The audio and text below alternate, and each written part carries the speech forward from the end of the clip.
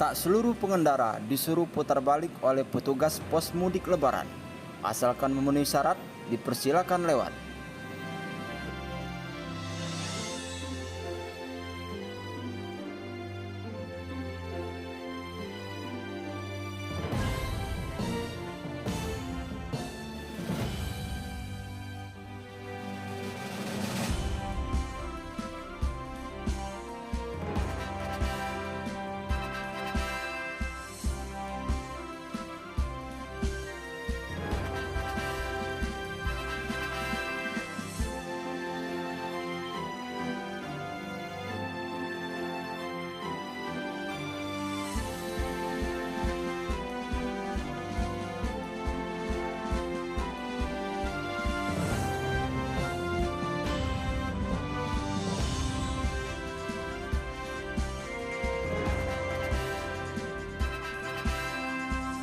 Tribuners, silakan subscribe, nantikan video grafis selanjutnya.